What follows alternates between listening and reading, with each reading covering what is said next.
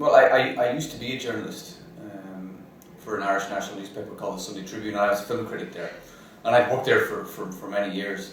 And secretly, I was writing Red Sky in the Morning.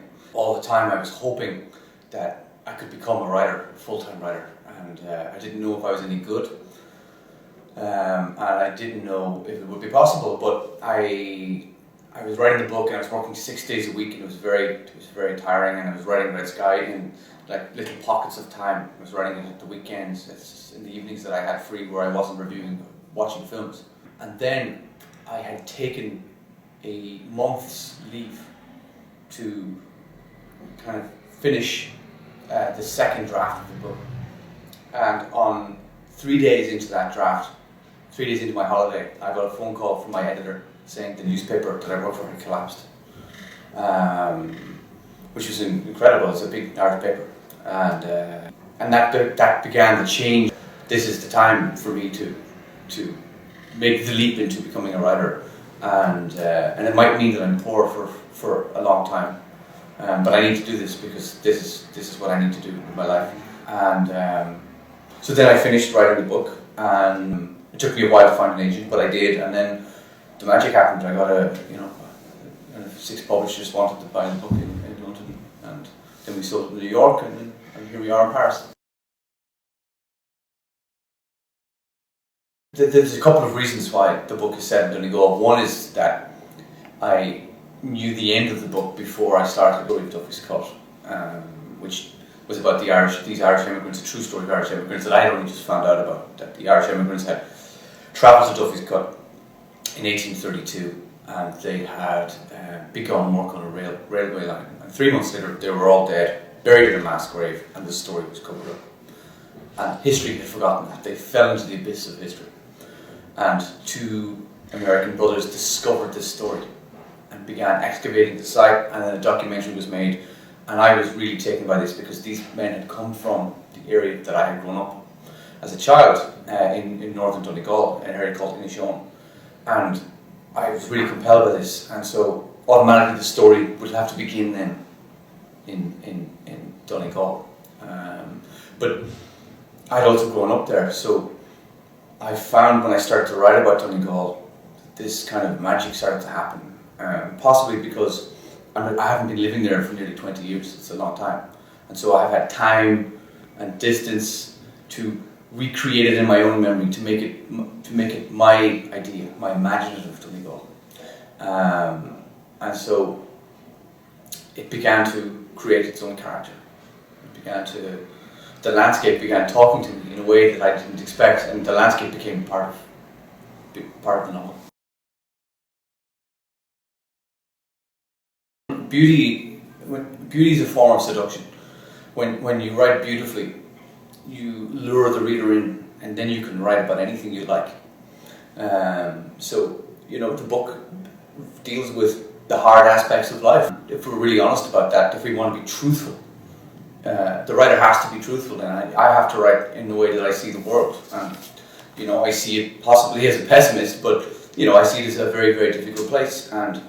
But at the same time, life is extraordinary. It's beautiful, and we are surrounded by so much beauty. And so you also have to reflect that. And there's this tension, I think, in the book, and possibly in all my writing.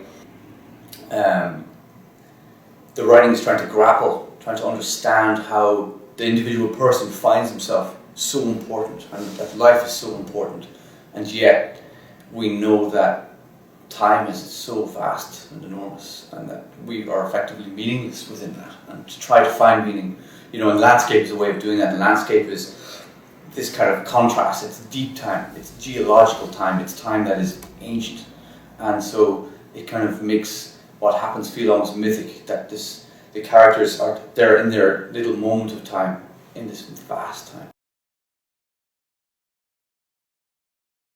In English, there's red sky in the morning. If there's a red sky in the morning, there's going to be a bad weather, and so automatically it becomes symbolic of trouble. And if you look at the way the book unfolds, it's a spiral of violence.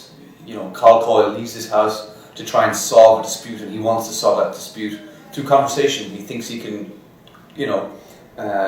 fix the problem by talking to Hamilton, and instead he loses his temper and kills the man, and his life changes in that moment. Everything in his life changes, but that begins a spiral of violence that we end up then with in America. And so perhaps the red sky is a way of just reflecting this. When the title came to me, it wasn't even conscious. It wasn't a rational decision. Sometimes titles just appear in your mind, and you just know intuitively that this is the right title. Mm-hmm. And that's what happened to me.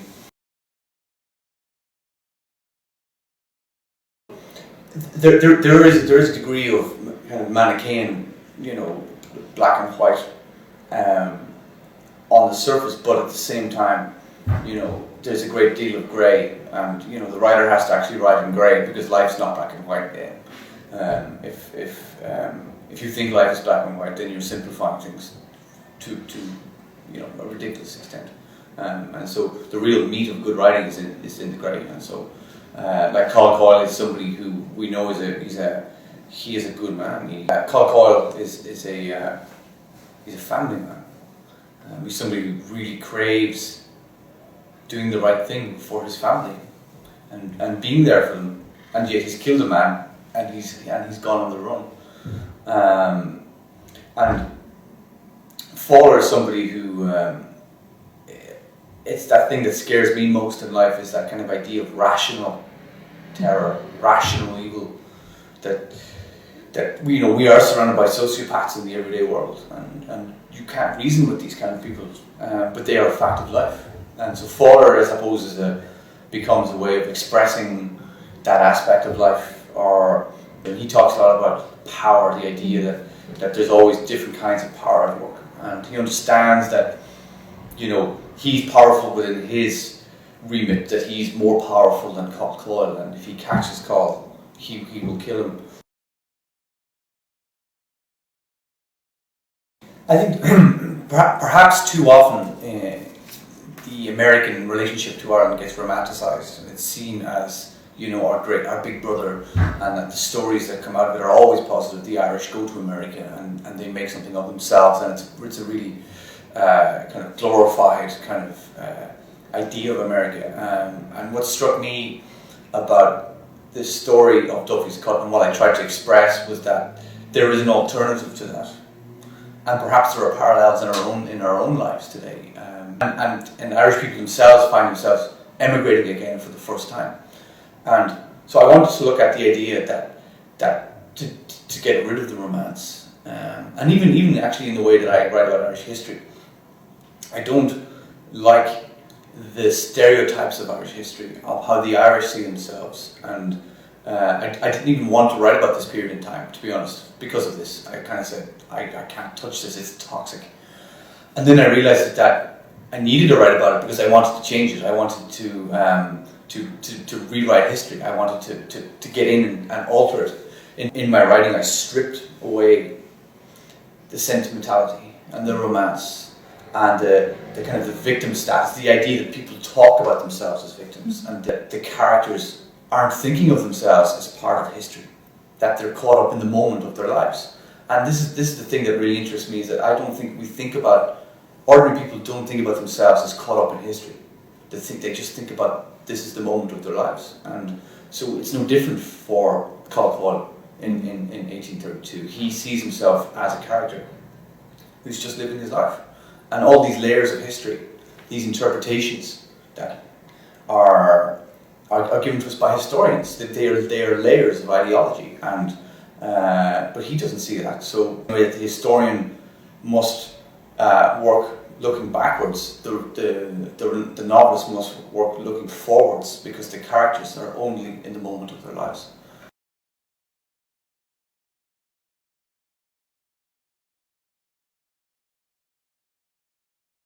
In this case, I'm going forward. I'm actually looking at another myth, trying to take apart another myth, which is the myth of the romantic Ireland that for the Americans, for Irish Americans.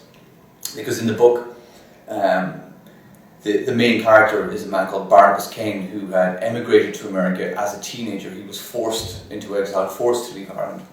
And so we meet him in his 40s. And he had come back to Ireland with an Irish American wife and a young son at a time in the 1930s when Ireland was a new country and was really starting to kind of, become itself. And he wanted to return to Ireland because the dream of Ireland was very, very powerful to him, and he had this dream of what Ireland was. And so, but he's somebody who never really thought about it too much, and who never really thought about possibly life too much. And so the book begins with fire, that all his cattle are lost in this great fire, and his farmhand Matthew Peoples, the man who runs into the fire and doesn't come out. And the book is about what happens after that, and it's about the dream of Ireland and testing this dream and to see, does it hold up to his beliefs, and of course it doesn't, it can't.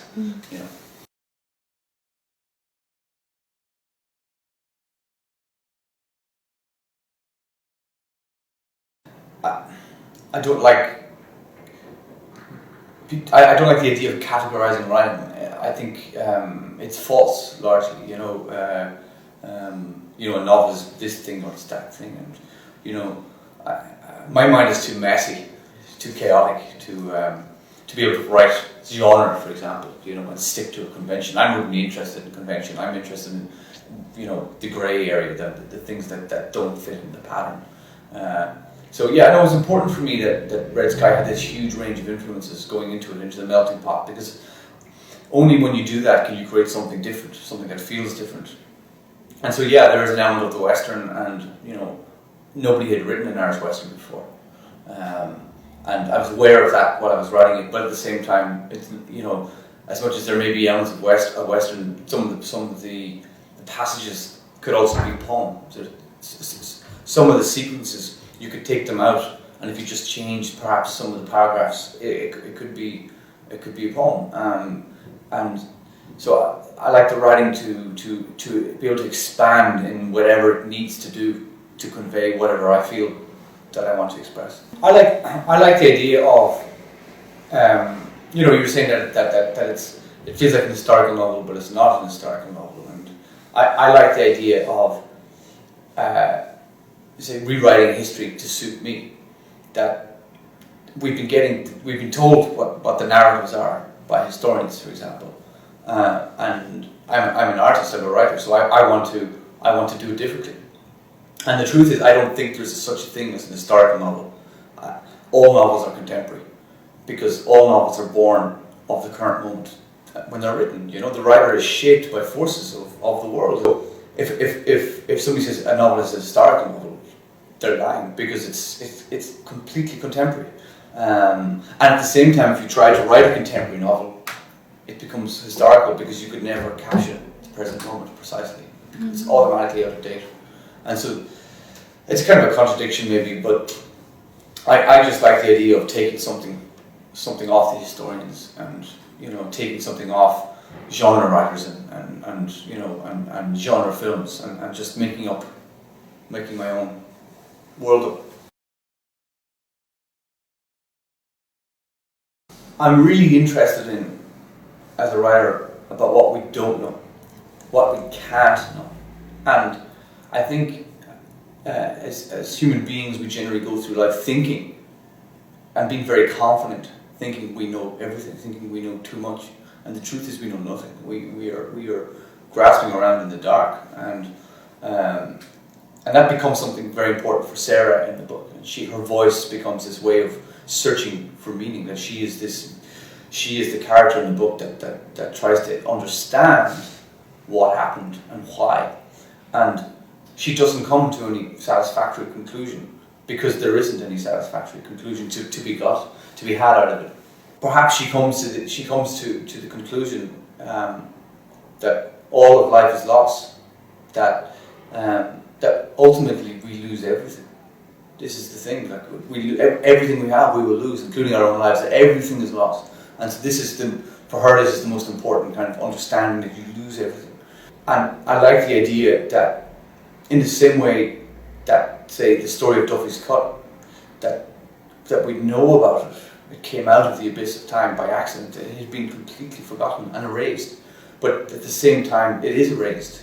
And we don't know these men. We cannot know these men. It's impossible for us to know these men. And that time has just erased them all. And so the book is dealing with that in many respects. You know, our ephemerality, our lives is this white hot moment, and then, you know, time passes, and everything will be forgotten. There shouldn't be rules when it comes to writing.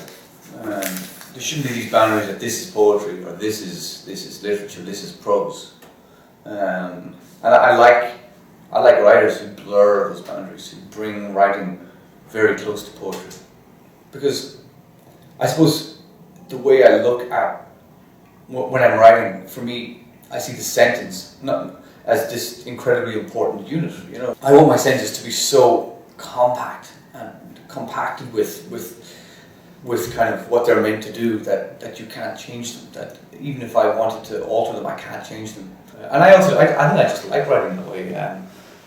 Perhaps I'm rationalising it because I just found that this was the way that I like to write, and I suppose it's the kind of reading, it's the kind of work that I like to read. Because I love language, and I love to hear how language can make you see things differently. And this is the thing that interests me, is that if you take words and push them together in different ways, you can create in the reader's mind a new way of seeing things. We have to alienate the reader from what they know. And writing sometimes can take you into that sense of the felt but not expressed, the thing that you feel but can't express.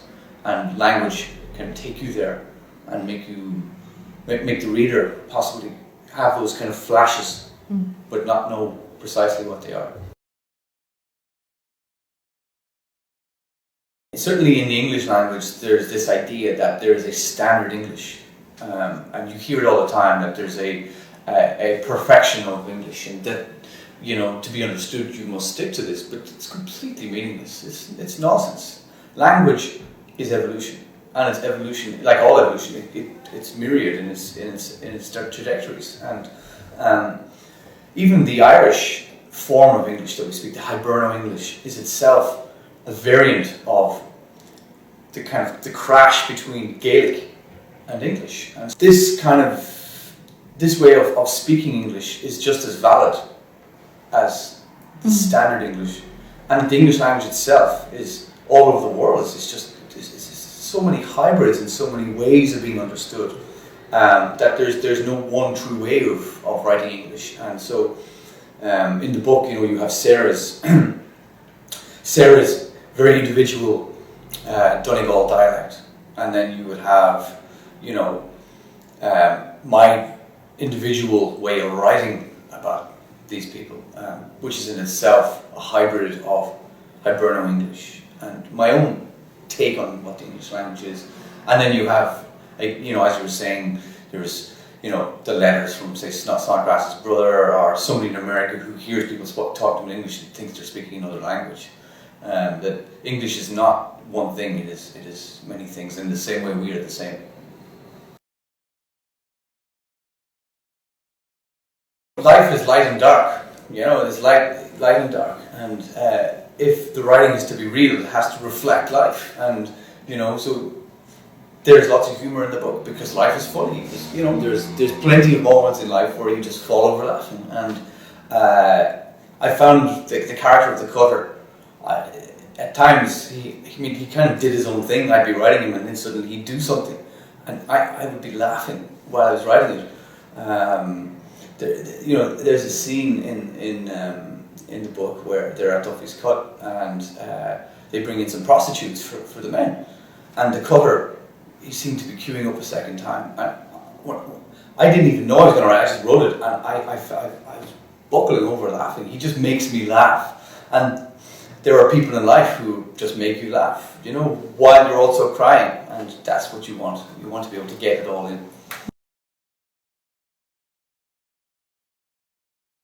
I read a lot of books, I read a lot of poetry, and I watch a lot of films, and I try to go to museums to see paintings as often as I can, and I kind of just take it all in, and I'm inspired by everything.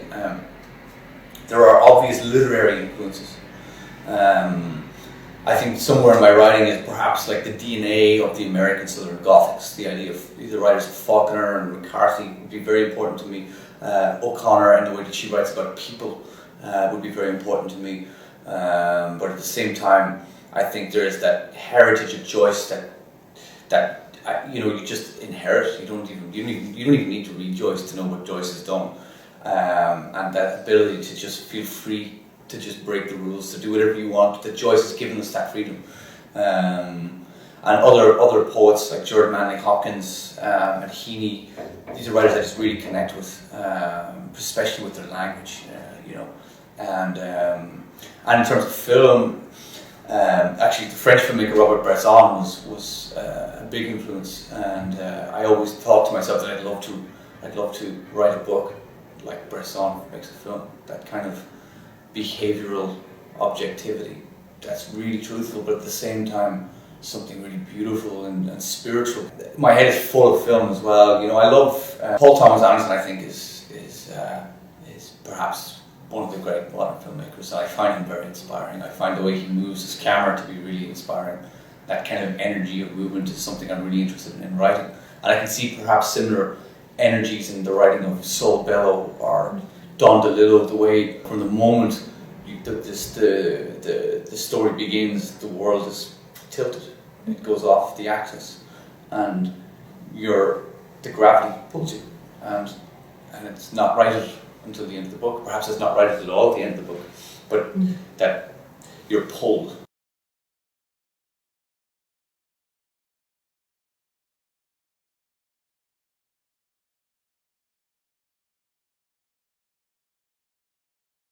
It's a very complex combination, I think, and truthfully, most of the time, it comes from a place where I don't know what I'm doing. It's that artistic expression that comes from the unconscious, and whatever's been fused in the back of my mind, I can't really see what's going on. I don't see the process until it's done, and then perhaps I can rationalize it after the fact. So that's all I can do is try and rationalize it later. I would imagine that when I'm writing, that these kind of details, these kind of colors or textures or something that's seen very precisely, it's just a way of making the moment intensely real for the reader. If you're saying to a reader the book is set in the 19th century, then the reader starts thinking of it as a piece of history. But I want it to feel like it's happening now for the reader. And so I really search for ways of making it intensely felt, intensely real. But within that, there's all that magic that is writing, the kind of associations and complexities and metaphors and symbolisms. And I suspect I'm very symbolic writer. It's very, that kind of aspect is very deep in the way that I write. But I don't do that consciously. Sometimes a later draft happens. Like I might be revisiting something for the 20th time, and suddenly I realize that there are all these layers in the writing, and then suddenly I add one more layer, and everything connects up. And I didn't know that would happen. But it's like, I'm building all these connections, and I don't see them until maybe near the end, and then I add one little detail, and suddenly it's just like a Christmas tree. It all starts to light up, and that's always an amazing thing to me, because I don't understand that aspect of my work. She's the beating heart of the book. Yeah. She is the chorus, the Greek chorus. She is the kind of the pain, the poem of expression of loss. She is all of these things, and she doesn't know she's any of these things. She's having a conversation in the book. She's just talking this out, but it becomes very powerful, and it's a way of perhaps creating a sense of greater understanding and empathy that Carl Coyle can't do. Perhaps he's not that kind of person, and his aspect of the book is not very psychological. That world is much more physical, but she's much more thoughtful in trying to understand, and make sense of it all. And so she is the beating heart of it. Yeah, I think Carl feels that there's a massive injustice, but he can't deal with it. You know, he can't. He lives in a world where he feels the injustice around him, but he's not able to deal with it. And you know, in the book, we learn that he saw his father drown, and that's an awful thing for anybody to experience, and that has to mark you. And so he's been carrying this inside him, and perhaps this is one of the sparks that leads to conflagration. That's the reason why he loses his temper, because he's tired of this injustice. And the past is always communicating to us and giving us things and shaping us. I mean, we are a product entirely of everything that's gone before us. We are it, and Call is no different. In many respects, what happened to him as a boy is entirely responsible for what happens to him as a man.